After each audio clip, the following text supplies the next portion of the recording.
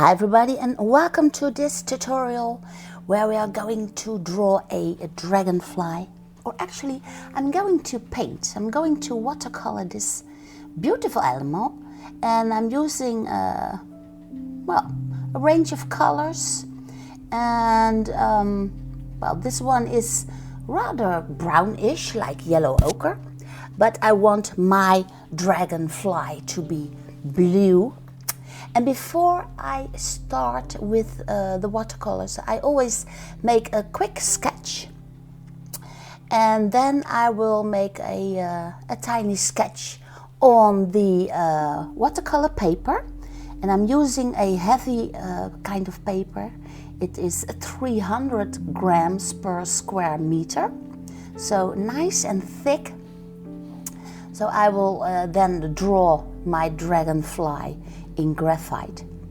And here you can see the colors that I'm going to use. This one is brownish and I didn't like it much. I want to do the blue variety of the dragonfly.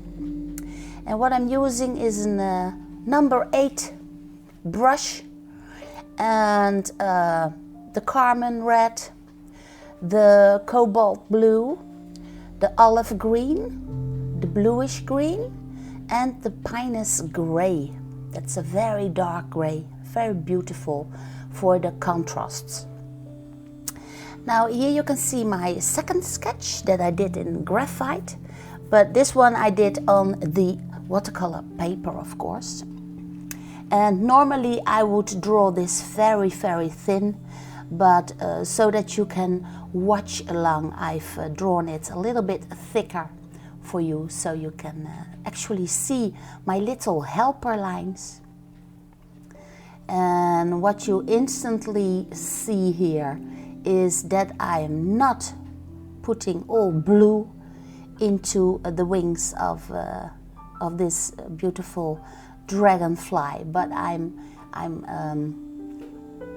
taking spaces in between the parts that are wet, so that the white of the paper is reserved for the shine that is upon the wings themselves. So here I'm using the blue and the water together, and I simply try to put in all the different segments of the wings with an underlayer of this beautiful blue. And of course I'm choosing blue because that is my most favorite color for the dragonfly. But of course you can also paint the red variety, or maybe you want a yellowish one, or maybe you, just draw some colors if you want in your favorite colors. And you can see how the water is shining upon the paper, and then it slowly soaks into the paper, and then the pigments of the watercolor paint will get sucked into the paper, and this leaves often a little bit of dark edges. And that is beautiful. That is a beautiful effect, especially for painting insects, but also when you are painting flowers or butterflies or any kind. I love the way that the watercolor is giving upon the paper itself. It's a lovely way how it dries up, if you want. So I've put in all those segments of blue onto the wings as an underlayer. And here I've put in the darker blue and the pinus gray. And the hind part of this dragonfly I wanted to make a little bit darker. And I'm also putting in a little bit of yellow. And should you want to see the whole process, you can see that on my Patreon page, of course. It took me an hour and a quarter to draw and paint the whole dragonfly. Now I'm keeping notice of where the sun is coming from, and in this case the sun is coming from the left top, leaving a little bit of yellow upon the right sides of the wings. And this puts in an extra, a little bit more of a 3D feel. And the whole right part of the drawing paper, I want to put in a layer of a little bit of pigments so that the right side is a little bit slightly darker than the left side. Now I am putting together the red, the blue and the yellow to create a brown. And the brown I will need for a little branch that is sitting on the bench of the little pond. And that dragonfly of mine is about to land upon the little branch. So I'm creating the blue, the brown to mixture together the yellow, the red and the blue. And I also use a little bit of blue on the bottom part of my drawing to create some kind of water. And here some little bit of splashes, and this brings an extra dynamic feel into my drawing. So I'm just using my imagination. It was not in the reference picture at all, but I'm just imagining the little dragonfly to be next to that pond. And what I'm using here is called a rigger. That is a brush that is,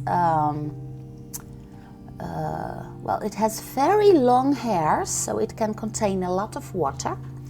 And you can use it a little bit like a pencil if you want. And you can see it here in action.